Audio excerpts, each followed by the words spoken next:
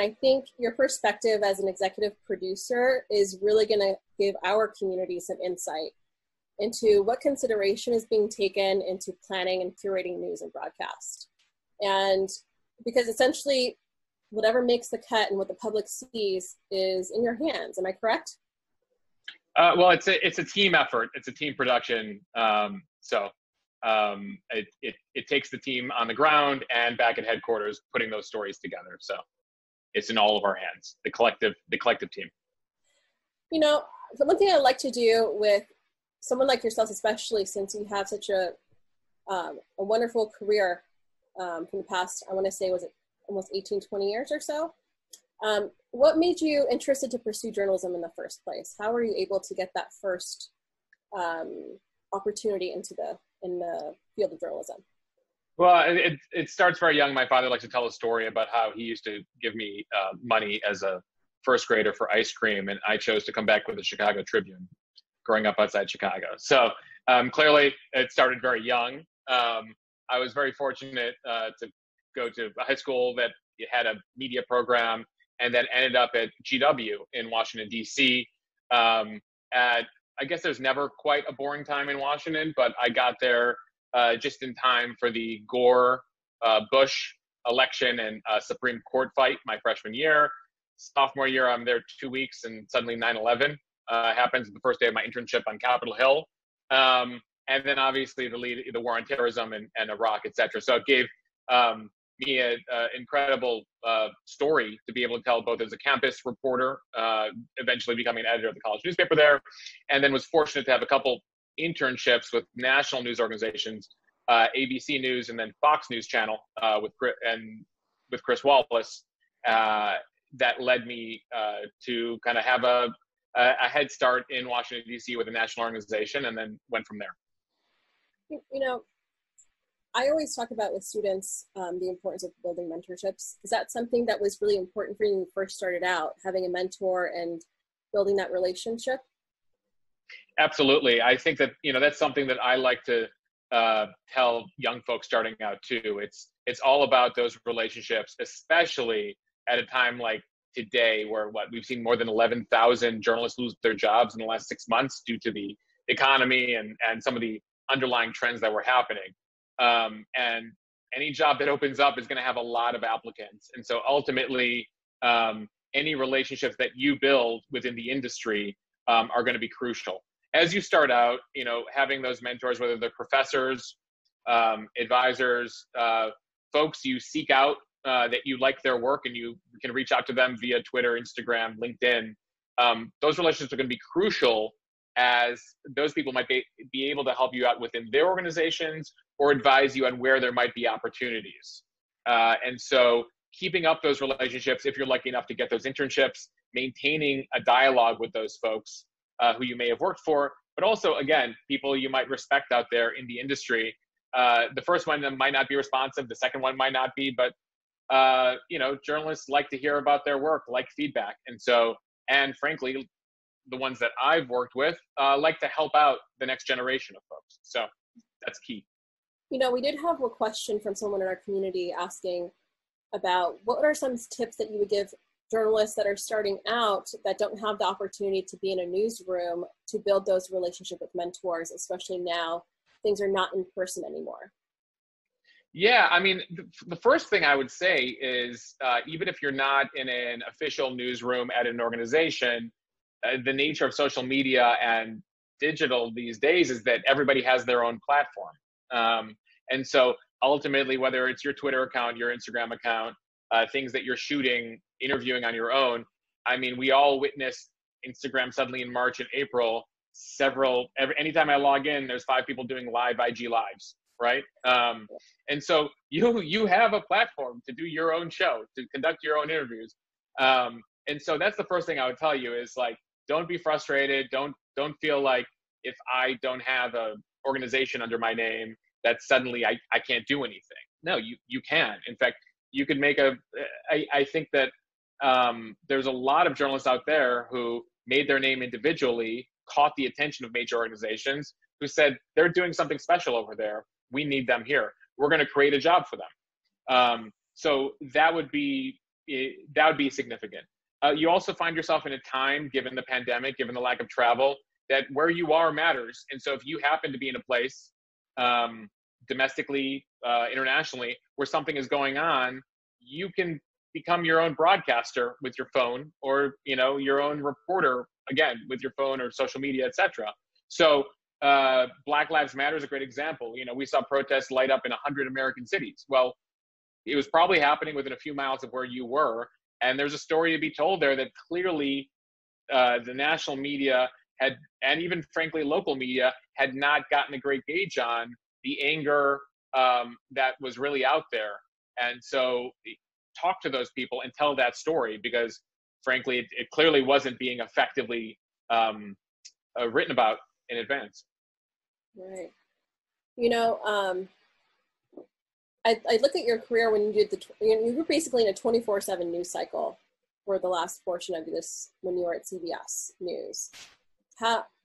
What makes a journalist really successful in that environment from what you know? And what are some obstacles in that landscape that maybe those of us that are not familiar would benefit from knowing about? Well, I think that it depends on how you're coming in and what your role is. I would say I started out in 24/7 news at Fox News Channel, almost 15, 16 years ago. So I've lived that, like I like to say when we hire folks, it's not a job, it's a lifestyle. And ultimately, the people who really tend to thrive are the ones that are able to constantly pivot. We were joking earlier about the fact that, in 2020 alone, as a journalist for a national news organization in the US, you may have had to become a climate expert. You had to become a constitutional scholar in regards to impeachment. You had to become an epidemiologist of sorts. You had to become the constitutional stuff will come in handy, it sounds like, as the election is happening. Vote counting expert, vaccine creation specialist, understanding the various phases of a vaccine. So having that ability to kind of pivot on every story, drop what you were doing, pick up the next thing, I think tends to distinguish the folks who tend to do really well. Also know that especially if you're an organization that has an online outlet, even if that is not your specific job, typically as a manager, you give as long as the folks who are the producers and reporters are doing their job on a daily basis or doing whatever they're assigned to do, your free time is yours. And so you have an outlet, you have a platform at the organization you work at. So to the extent that you can utilize that and utilize time in between to be able to report out passion projects or try new things or experiment, is certainly something I would suggest. So, touching on this, it seems it's almost as if you're innovative and almost entrepreneurial, you'll be successful in this phase that we're in right now with the pandemic as a journalist. In your experience before, when you were building out CBSN, what were some things that you thought about when you were trying to take a traditional media agency and bring them into that new platform? What were some things that you were thinking about, obstacles, and what were some successes that you had with that project? Yeah, I think you're seeing that with a lot of legacy media institutions as they, were trying to manage the transition to digital in the 21st century. That ultimately what you were doing is still important and frankly is probably the core revenue stream, but you need to find new ways to hit new audiences. CBSN was an example of, so CBS News for its first 60, 70 years had specific broadcasts, right? That you still recognize, 60 Minutes and the evening news and morning broadcast, etc. Ultimately had a website, but had not engaged in the 90s in the building a long-term cable news network. Like in 1996, within 3 months, you had the launch of MSNBC and Fox News Channel. CBS had some ideas around that around the 90s, but it never really took off. So you're looking in the mid-2010s now. Does it make sense to build a cable news network? Not necessarily, given where people are cord cutting. Let's focus on digital. So what you focus on internally is, okay, what platforms are we working towards? Where are the people? Well, there's a thing called Roku, Apple TV, Amazon Fire. Again, this was 2014. So you start to really see this kind of over-the-top streaming start to take off. But then in addition to that, Xbox is a platform that people, it turns out, look at news apps on. PlayStation, mobile phones, desktop. So let's get on all the new platforms. And now we have to build a 24-hour channel with our existing infrastructure. So the challenges are, each show kind of does its own thing. How do you create a situation where we're now operating on a 24/7 footing as opposed to a per show footing? How do we leverage existing talent, existing resources, existing coverage, plug in some new people, and start to be on 24/7, and start to build something that adapts to the audience? Because again, we'd never put a 24-hour channel on Roku before. How do people watch on Roku? How long do they watch for? When do they watch for? So acknowledging that once you've launched, you're pulling in all the great coverage that CBS does. You're adding breaking news to it. You're ensuring that it works on all these platforms. And then on top of that, you start to look at the data, which you have a wealth of data digitally, and seeing how people are interacting with the content, what they like, what they don't like, who the audience is, their age, their gender, where they're coming from, and ensuring that you're giving them the news product that they deserve and they need and they're seeking. And it actually turns out, lo and behold, that a younger audience watches on these digital platforms, but assumptions about millennials that some had weren't true, which is, it actually turned out that they wanted much more coverage of international, and it brings us to this stuff, some of the things we're talking about, international coverage. They wanted ISIS coverage, etc. They didn't want to be pandered to in any way, shape, or form. And we heard that feedback immediately. And that's one of the great parts of digital too, is they'll let you know, they'll DM you on Twitter, they'll hit you on the app, and they'll tell you, I didn't appreciate that. I didn't like that. I come to CBS for X, Y, and Z. And so iterating once launched was key. Right. You know, it's funny because I think in the past few months have just been glued to your stories. And I wanted to touch on that a little bit, because if you're not aware, would you just start your Instagram this year, or was that something that you just started doing the curation of the news in your stories this year? How does that work? How did you start doing that, and where do you see that going for you in this year? So one of the things that so Instagram, I've had an Instagram account for about 7 or 8 years. I think we all started, between 2011, 2013, taking pictures of sunsets and food and whatnot. So I used it in that way, pictures of friends, pictures of family, etc. In that way. I never really used it as a news tool, or intended to use it for an outside audience that wasn't, close friends and family. But March came around. Obviously, we started to all see the headlines left and right about coronavirus. And one thing that really frustrated me was the kind of rumor mill that was going around in mid-March about the U.S. undergoing military martial law, all the texts that we actually learned later, some of them emanated with the Chinese and Russians to kind of sow chaos. So I was hearing about this stuff, and I was like, I gotta tell people that this is crazy, not to worry, and frankly, that perpetuating these sorts of rumors could lead to chaos in the grocery stores, on our highways.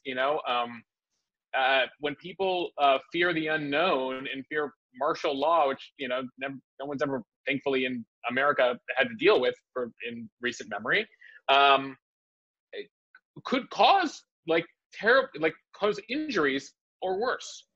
So I took to Instagram, was like, guys, this is not the deal. I spoke to a couple of sources of mine who were formerly NYPD and Department of Homeland Security, and was like, this is how this works. Everyone just take a deep breath. This is what we know. And I got some positive feedback from folks. And so I started to curate some of the other headlines I was seeing, because people felt like there's a lot of noise out there.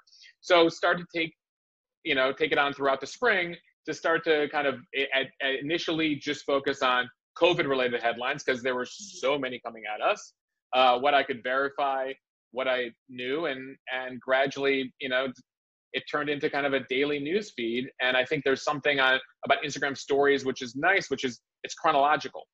Right. So as Twitter, Facebook, and Instagram have all turned to an algorithm where they prioritize stories they think you might like, or that your friends liked, or that been a conversation.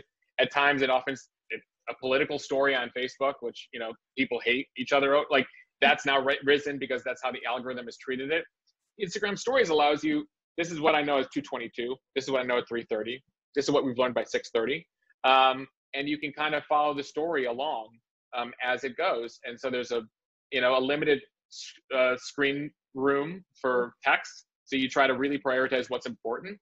And ultimately, I've been focused on that the past few months as a project, just because I think we've reached the point on Instagram where it's more than just, sunsets and rainbows and influencers of the non-news and information type, especially as you saw the Black Lives Matter and the protests happen in the spring. People are now utilizing it to learn about issues, to advocate on behalf of issues, and from my vantage point, seek to prioritize fact-based stories to cut through all the noise. And so how important is it with these platforms, like with Instagram, like you said, when the protests and the riots were happening, all of a sudden we saw that transition of factual information on Instagram.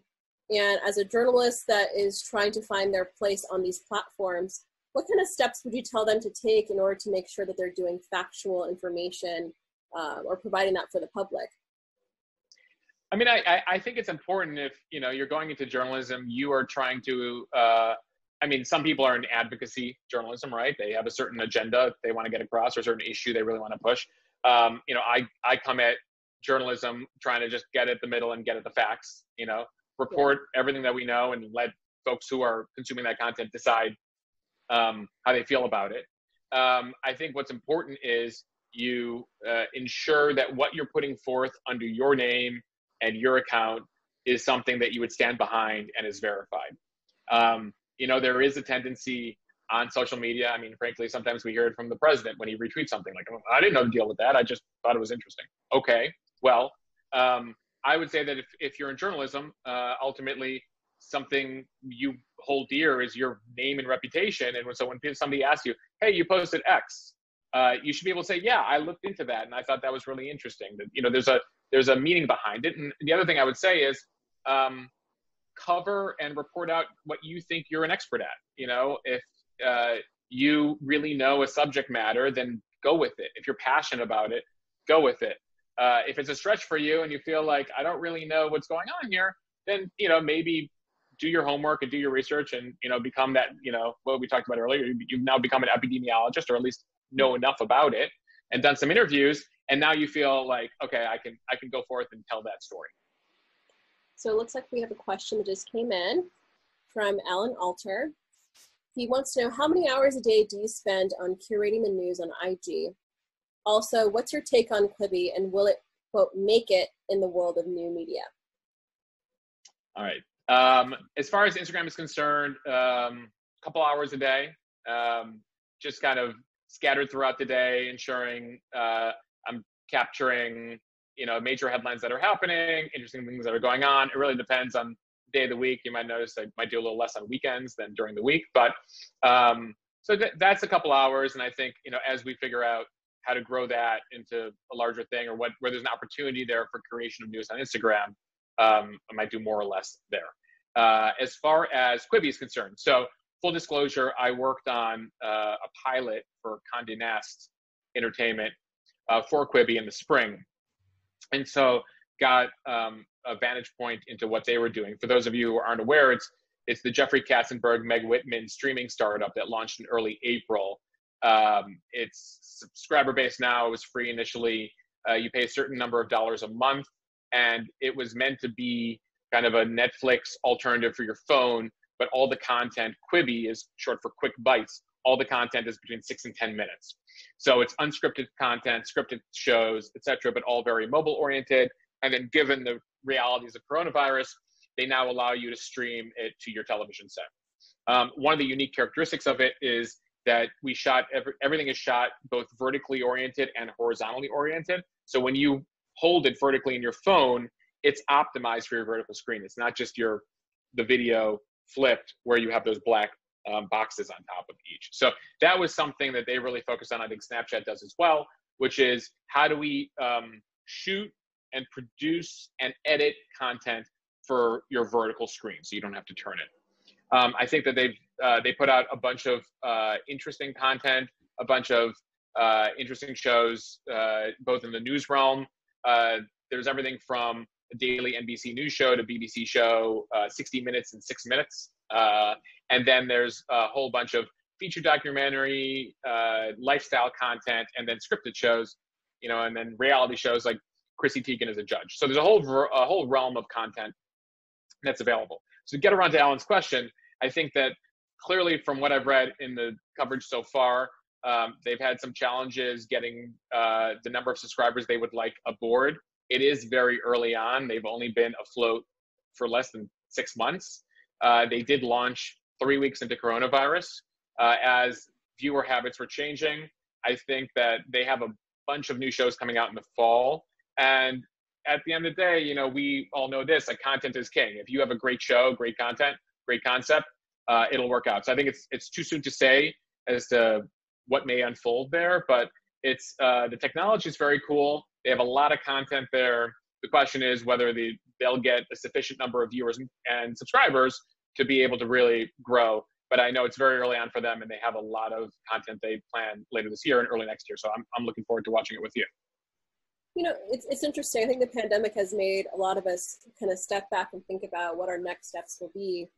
And knowing that you've had your experience with Quibi and you're doing the amazing work you're doing on Instagram, what should a journalist be doing when it comes to trying out these new platforms? Is it really just kind of testing things out, or are there ones that you think are places that they should have a presence on no matter what?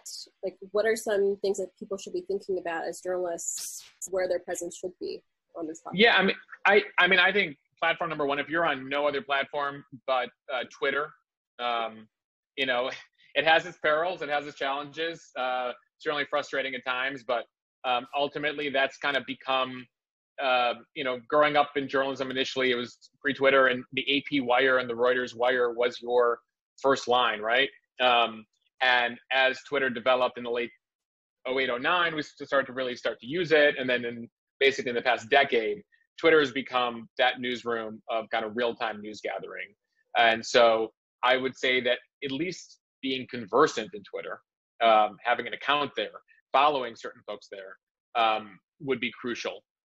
As far as other platforms, I think it's incumbent upon all of us to understand and learn about each platform as it happens. And by the way, not all those platforms last, right? Do you remember Meerkat? Like I had to learn that, and then it went away. And Periscope and Vine. And, you know, I was told at one point at CBS, like someone came out to me, they're like, if you don't have a Vine strategy, this whole thing's going under. I was like, okay. Well, so, you know, all these things come up over time, and, you know, what's the platform of the day right now? TikTok. So again, at least being conversant in it, having an account. As far as pushing out your content, you're going to reach different audiences on different platforms. Twitter is your platform where you're reaching a lot of other journalists and those like news obsessed people.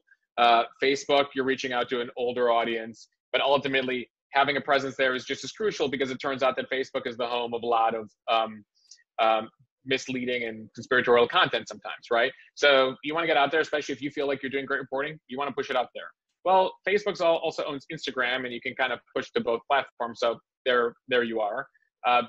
And so ultimately, and Snapchat is really crucial in the kind of 15 to 25 demographic. TikTok similarly. So ultimately, I would argue, you know, learn them all, figure them out, and depending on how many hours you have in the day, be on as many as possible.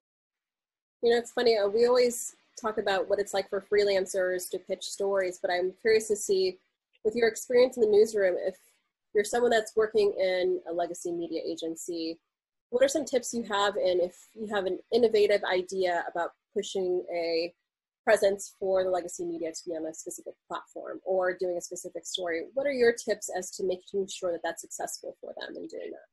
If you're already working within that organization? Within the organization. Yeah, I mean, listen, there's a few things to keep in mind. One, if you're working at an organization, they have a business model, they have an audience, they have a main product. So you don't want to dismiss that, you know, like, well, I know we work here and we do a magazine and a newspaper or a show, but like, we need to do something else. Well, no, there's simply a reason why it still exists in a certain way. And if it's a legacy media institution, it's been there a while, right? But ultimately, all of them have to adapt and change and try new things. So as long as you're there for a specific mission, a specific role. So do your job. Make sure you're doing a great job at it. if you have ideas, it's assessing politically who the right people, and when I say politically, internal politics, who the right people might be who are amenable or potential allies to that idea. Ensure that the idea is well thought out. Frankly, even if you're brainstorming, find that mentor to brainstorm, like, hey, have we ever thought of X?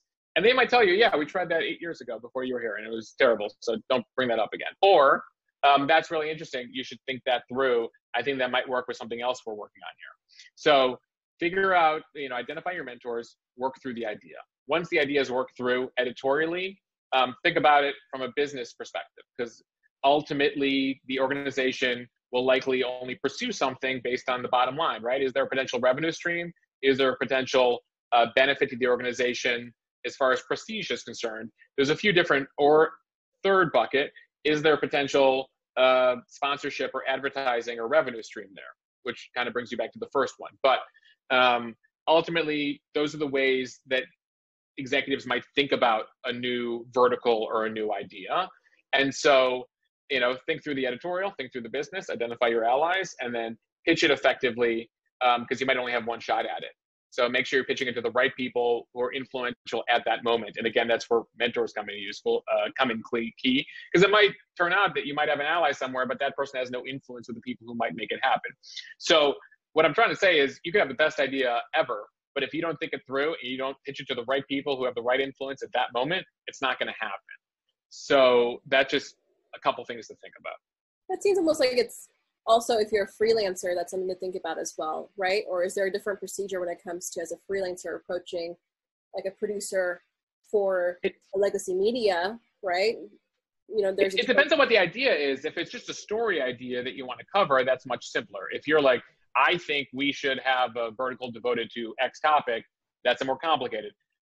If it's, I think we should have a product devoted to, like, that's a next level, right? So it's, again, ensuring that you're doing a great job, that you have a good reputation internally, and that you are talking to the right people at the right time who have the right influence to be able to, depending on how ambitious your project is.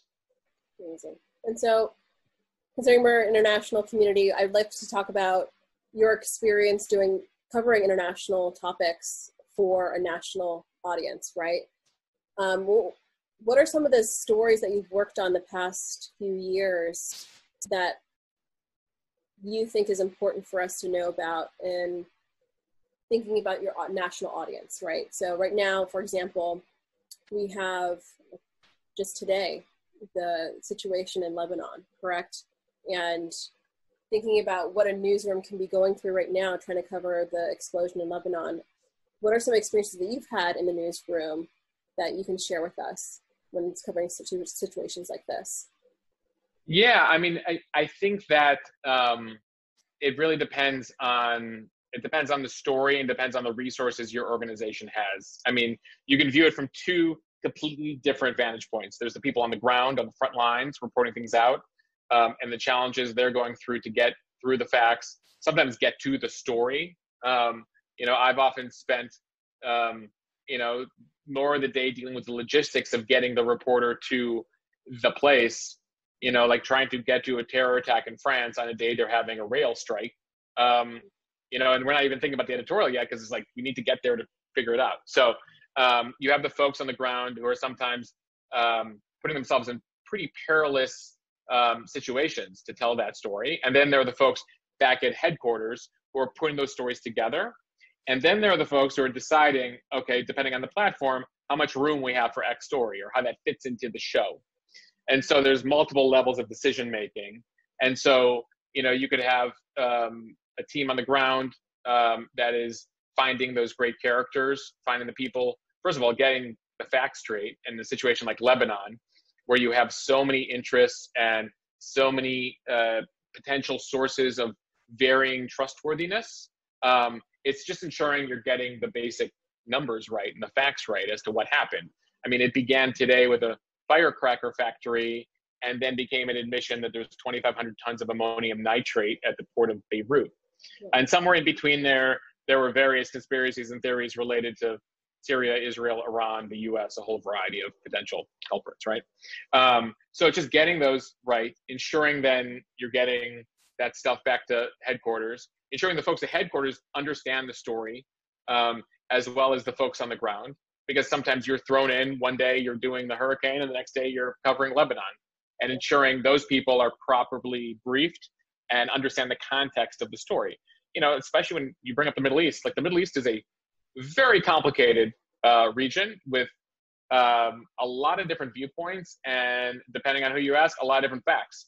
And so ultimately ensuring that you're fairly portraying it, the story, to the extent possible. And so you're briefed up on that. And then as you're putting together the show, at the top of the tier, okay, I have 20 minutes on the evening news. Once you take out commercials, that typically gets me between 8 and 12 stories in the show. Some of those stories are as few as 20 seconds. Some of those stories are as long as 2.5, 3 minutes.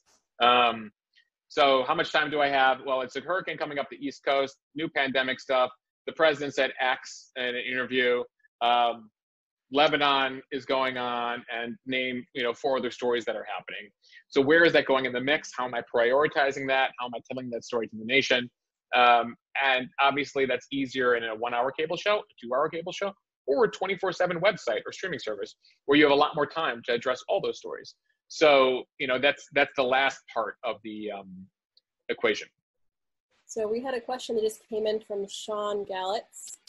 Sean, we would like to unmute you so you can ask him your question. Can you guys hear me? Yes. Nice. Well, Motion and I go way back, but I had to come in and ask him. Him and I were talking about the recent poll and trust in media being tenuous at best. And I'm curious what Mosh thinks about whether that trust can be restored, or if we're kind of past the point of no return, given how many different places people can go and get the information that kind of already reaffirms what they believe and doesn't necessarily question their own assumptions. Yeah, no, you're asking a complicated question that is vital to the future of our democracy, Sean. So I'm going to try my best and hope that we can all do better as journalists to improve that number. He, I think, is referring to a number that came out this morning, a Knight Foundation study of 20,000 Americans, and showed the highest numbers ever, nearly 4 out of 5, I believe, Americans who don't trust what they're hearing from mainstream media.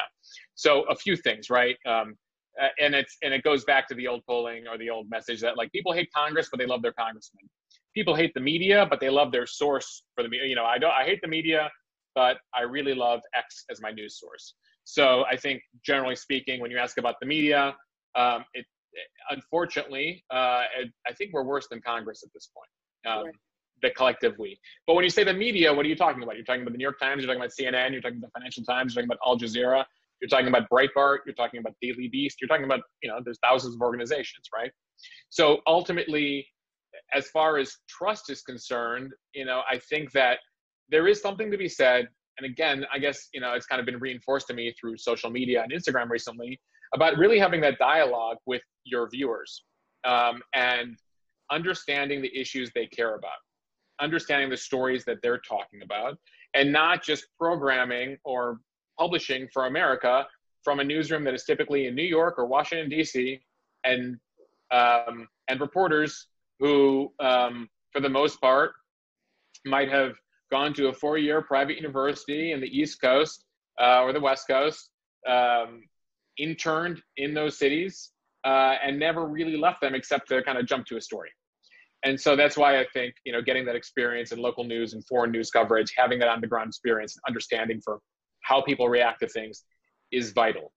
So I think, we've lost that trust to a certain extent because we're completely out of touch with the people who are consuming us. So they don't trust us because they're like, why are they saying that? Like, that's clearly not what's happening. I think there's also probably a divide, and I think we're still kind of tiptoeing around it, between the expectation that journalists have, which is, I tell you what the right hand did and what the left hand did, and then you figure it out. But when sometimes what the right hand is saying is not factual at all, or what the left hand is saying doesn't make any sense, but we report them as equal. So you'll see that, and I think there's been that realization over time when it comes to climate science, right? We used to give 50-50 split between the climate deniers and the climate change activists, and this person says X, this person says it's completely wrong. Back to you. Well, okay, like, What was the point of that? What was the point of that? So I think one of the things that the audience expects and will gain trust is like, I don't know, you went to Antarctica. You tell me what you're seeing out there. Like, you guys, your job is to report out these stories and speak to these sources. And you have the unique ability to interview these leaders. Like, you figure it out and tell me, like, what's real, what's not. And by the way, leave your opinion out of it. Unless, of course, I want your opinion, in which case I will tune into one of a handful of networks at a certain hour where I know I'll be getting an opinion. Yeah. So I think that's part of it, which is like, be real, call out the facts, report on issues that people are caring about, engage in a conversation. There was a really interesting experiment done a couple of years ago, and I'll end with this, by an ABC affiliate in Dallas, a reporter who would seek out, he basically used his viewers as an assignment desk. Hey, what do you guys care about? What questions do you have? And then he'd pick a question, and he would take that viewer with them to the story to answer that question. Yeah. So there's pulling down this like wall where we're not sitting up there and declaring to you, this is the news today, and deal with it. But what do you care about? Oh, that's interesting. You know what? Let's go. And then what that reporter also told me was that the viewer was like, oh my God, you guys go to great lengths to figure out what the facts are. And like, I didn't realize how much time you spend vetting these stories and telling the story and ensuring there's balance and ensuring you're spending just as much time getting various voices in there. And so I think that also might engender trust, because people, you know, assume now that the journalists just look it up or want it to happen, and so they tell you it happened. And by the way, it doesn't help that we have certain folks out there declaring fake news every day. But by the way, like, don't sit there and complain about that. Like, don't complain. Show what you do. Show that you're real news. And I think that'll start the, hopefully, Sean, the return to at least, I don't know, 50% of people trusting us. At some point, part of the issue right now, it's because our such an ease to access of spreading information, that speed of spreading information leads to maybe not taking the time to vet and do the things that traditionally we would have done as journalists in the past. And do you know what I mean? Yeah, but I mean, at the end of the day, I'll also, I'll play devil's advocate here. Journalists are under-resourced, underpaid. Newsrooms continue to get cut, and they're asked to do more days, more hours, right? So at the same time, I'm like, well, you really got to vet your stuff. And they're like, yeah, but my boss wants me to post 22 stories today. So that's really challenging.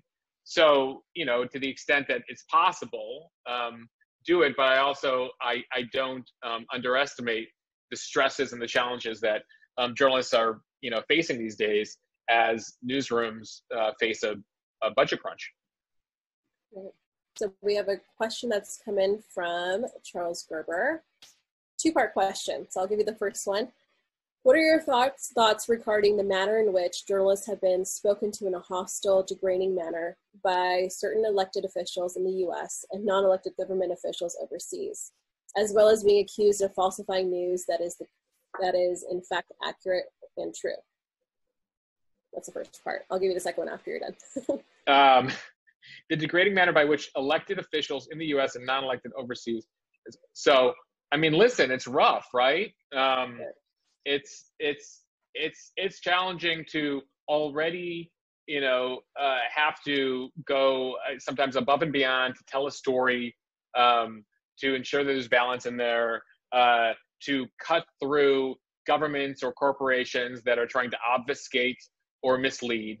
And so then on top of that, to have to deal with, the rhetorical wrath in some cases, or legal issues in some other cases, right? Whether it's the Philippines or Mexico or Russia or China or certain places where as a journalist, you can't report the truth if it doesn't jive with the government line. So it's rough, but it's also, part of what we sign up for, right? Is that ultimately, if you are going into journalism, part of what maybe you're looking to do is speak truth to power and get at the truth. And so that makes people uncomfortable. That makes people in powerful positions concerned. And so their first thing to do for many of them is to threaten you. And if that doesn't work privately, they will do that publicly. And so, it's upsetting, it's concerning, it's certainly something that, we took very seriously at news organizations I was at. The first thing you want to ensure is that your journalists are safe. And so you don't want them to take risks that will put themselves or their families in any sort of position of danger. At the same time, when there's no one to tell the story, the only story that will be told is the government line or the official line. And you want to be able to cut through that, especially in places in the world, and frankly now it's everywhere, where you might not be able to trust what the government is telling you. Or the government might be telling you what it believes, and you will find out something else. I mean, you saw the case domestically here with PPE in the spring, which is the government's like, yeah, the hospitals have everything they need. And then, certain people in hospitals are wearing garbage bags. And they're like, no, we don't have enough. And, that took both kind of individual journalists, but also national organizations to be like, this is what's happening in American hospitals and, in the first world, in the richest country in the world. And so that's important. So, it's frustrating and it's certainly concerning to me as a journalist that you now see certain lines about fake news being repeated by Bolsonaro in Brazil, and you see it happening in the Middle East, and you see it happening in China, and you see it happening here in the US. And that's concerning. And the hope is that, ultimately, especially here in the US, we're very lucky. The journalism is the only job enshrined in the Constitution or in the First Amendment. Right. And so that's huge. No other job, no other profession is mentioned in the Bill of Rights. So that's something we shouldn't take for granted, but also understand with that comes great responsibility and sometimes a whole raft of, nasty comments. And I think the part two of his question was, do you believe these acts by certain elected officials in the U.S. and occurrences overseas are some of the causes for the lack of trust of journalists? Certainly. I mean, I think you can see a trajectory, especially since you saw a partisan divide in the U.S. numbers, that Republicans don't trust the media three times. The Republicans trust the media three times less than Democrats do. I think that's no coincidence, given what you hear from the president, that you see that divide along partisan lines there. But also what was really concerning in those numbers is that 18 to 35-year-olds had the least amount of trust in the media. It was the young people who didn't trust the media. And so, I think they see their world kind of all these changes happening, and they didn't get the feeling that the media was sufficiently covering that, or at least wasn't creating those expectations there. So I don't think it's a coincidence. It's frustrating, and there's only a certain amount you can control as a journalist, which is what you report every day and what you do. In the pandemic right now, I feel like for the first few months we're in this push to constantly cover the pandemic. Do you think there's some topics, some things that we're probably missing, maybe on a global level, because of our main focus being on coronavirus coverage? I mean, I'm certain of it, right? Like, at the end of the day, I often think about it like programming a newscast. When I was programming evening news, it was 20 minutes. And so every decision we made often, means that of what was in the show means something else is not in the show, right? Which means 350 million Americans are not seeing it on their television set over the air, available with an antenna still, right? And so, yeah, I mean, it's certainly concerning. And I think that you see some coverage of it online, in terms of how certain governments and leaders and corporations are taking advantage of the fact that our attention is all applied to pandemics and or the pandemic, and things that would typically have been covered or scrutinized by journalists are not being covered. And frankly, just given travel issues and the fact that people can't move around mean that you can't get eyes on certain things. So that's certainly concerning. It's certainly concerning for one of the stories that I think we need to really drill in on, and I wish there was more coverage of it, is the Chinese treatment of the Uyghur Muslims, right? You saw on BBC interview a few weeks ago of the Chinese ambassador being interviewed and questioned about pictures of people being loaded into train cars. I mean, very concerning, and frankly, reminiscent of images from the European Holocaust, the Jewish Holocaust. And so, is that getting proper coverage? No. Well, it also turns out it's really hard to report in China. They just kicked out a bunch of Western news organizations. And on top of that, any organization that might investigate or infiltrate it might be really just dealing with covering the pandemic. And so that's just one example of a story that I think would be getting more coverage and more scrutiny right now, without a global pandemic happening. And so what's your take right now? We're in election year right now. I know you've done that in the past. And what's your take on what's happening so far and what we can expect, past Labor Day? I think that's after Labor Day, we can really focus on, I'd like to get your perspective on that. Yeah, I mean, there's a couple trend lines to be aware of, which is one, this is an election like no other, right? Because it all basically went into pause in mid-March. And so the primary effectively stopped. Biden had a lead, effectively clinched it. You're going to have a digital convention for both parties effectively in Milwaukee and in Charlotte. But what does it matter? Most people will be on Zoom anyway. That typically was a huge event. I mean, if you go back in the history of American politics, the convention was typically where the candidate was decided. Only in the past 50 years have we really kind of built up this primary system and known the candidate prior to the convention. So the convention has really become a made-for-TV event over the course of the last 20, 30 years. And it's a huge promotional tool because you're getting 3 hours of free air on television. And so the campaigns typically used to assume they'll get anywhere between a 5 or 10% polling bump from the convention. I was on the campaign trail as a reporter covering the McCain campaign in 2008.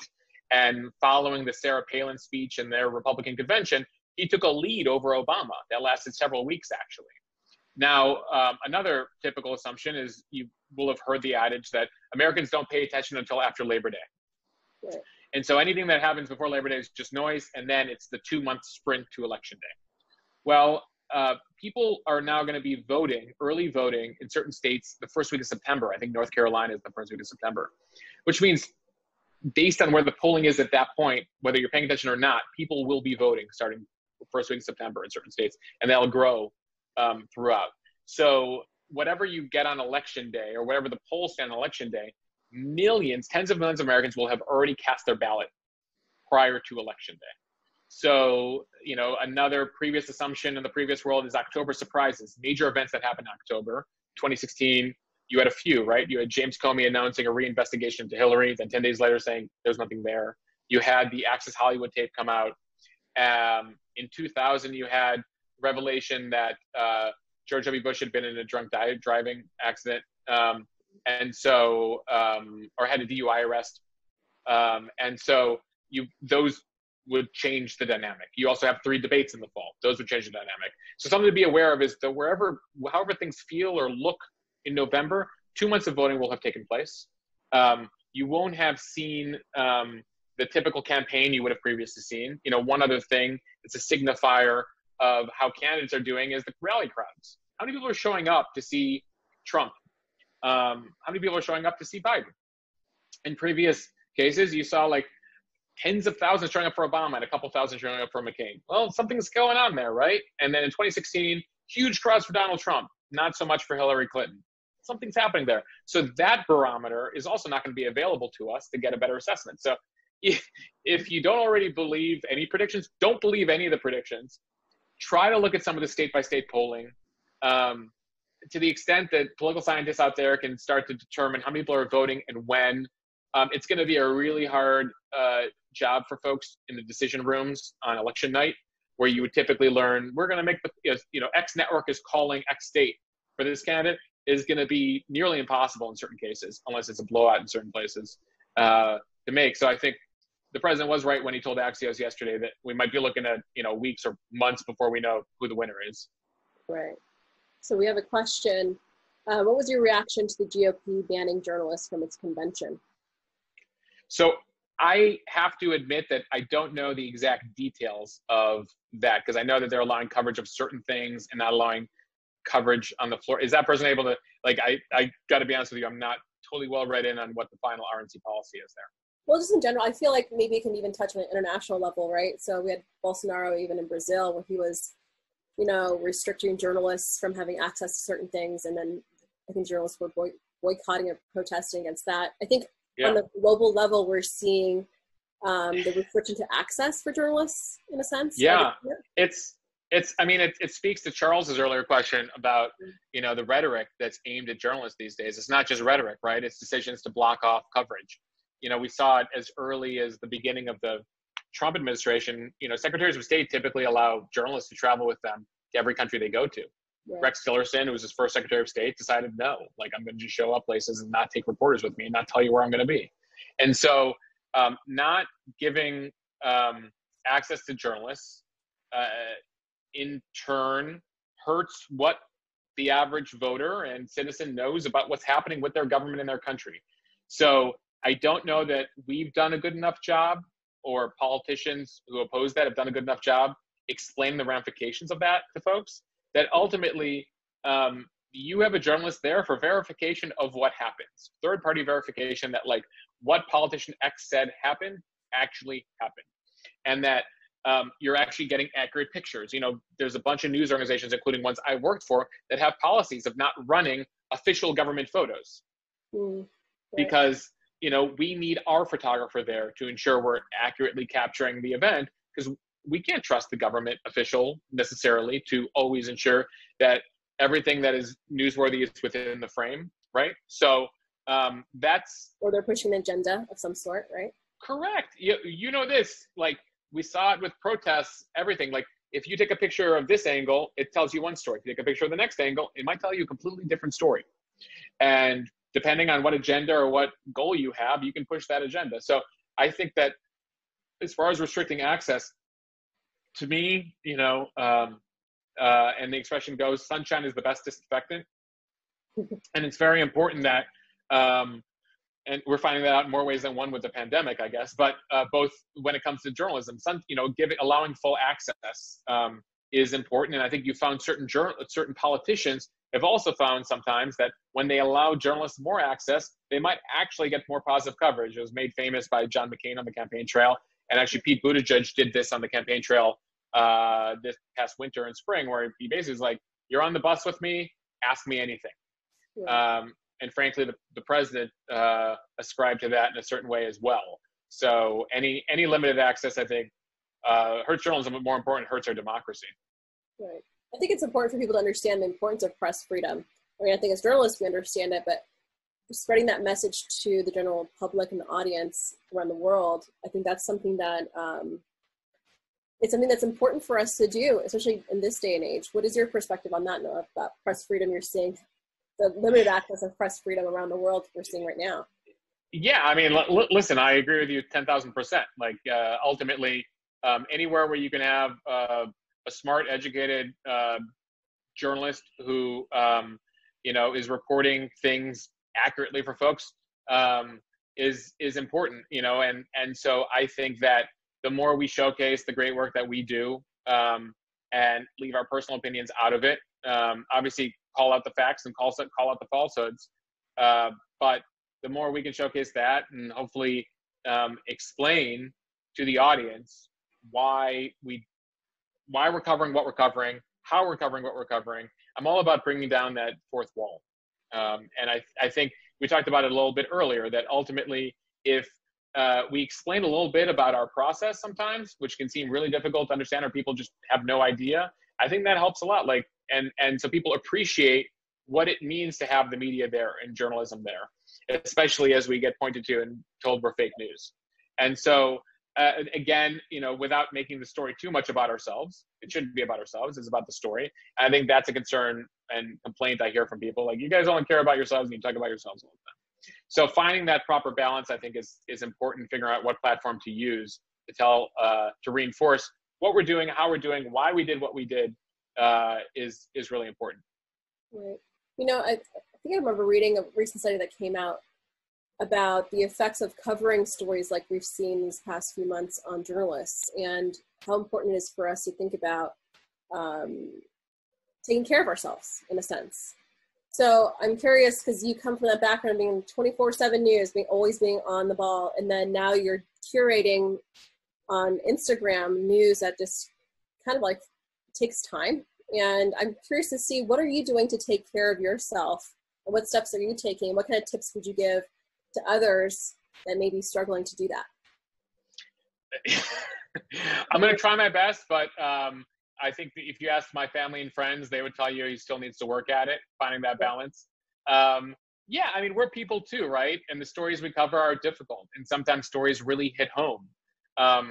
It was never lost on me that when one of the worst stories, most difficult stories to cover are those mass shootings, right? Innocent people taken from you inexplicably by someone, sometimes without really a clear agenda, right?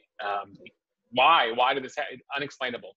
And what you have to do in television, there are people, booking producers, who have to go out there and speak to the family about speaking on camera about someone they lost, sometimes within hours of losing them. That is an incredibly difficult task. I mean, I don't discount the difficulty of losing a family member, but then also having to go in and knock on that door and be like, hey, are you game to talk about, what that person meant, or what happened, or what you witnessed, the tragedy that you just witnessed, is incredibly difficult. And that also goes for, covering the war in Syria and living on the floor of a cement floor in a destroyed building to tell that story. And you're committed to telling that story. You're in this because you care passionately about giving people the news and giving to them straight, and you will stop at nothing to tell that story. And sometimes one of the fortunate things of being behind or being in a management role is one of your duties is to ensure the mental wellness of the people around you. They can't do a good job if they're not well, both physically, obviously, but mentally. And sometimes, one of my bosses, when I was early on and running all times of day and never sleeping, was like enforcing a vacation upon me. And I was like, what's a vacation? And they're like, you will stop covering the news as of 5 p.m. on Friday, and you're taking a week off. And I was very young and upset by it. And only after the fact realized, like, thank you. Like, I didn't realize that, like, I needed sleep, that I needed a break, that I needed to talk to my family, that I needed to read a book, that, whatever it is that your hobby, whatever, play an instrument, whatever it is that you need to do to just take a break from what is really upsetting, are upsetting things to cover. That we're not, we're human too. And so I would advise both managers out there to keep their finger literally and figuratively on the pulse of the people who are working for them. And by the way, it's even more challenging now via Zoom, right? You're not seeing them in the newsroom, like something's up. You're catching them via Zoom, but like, to what extent can you do check-ins one-on-one with folks to ensure they're okay? And sometimes the hard and fast among us will say, we're fine. And it's incumbent upon you to tell them, no, you need a break. And also upon us to like take a second and look around and know that the news, as we know, continues every day and new things pop up. And it may seem like a really big deal to take a break from something, but you'll be better for it. Your family will be better for it, and your readers and viewers will be better for it if you just take a pause once in a while. Wonderful. I know we just hit the 1 hour mark, but I want to make sure if anyone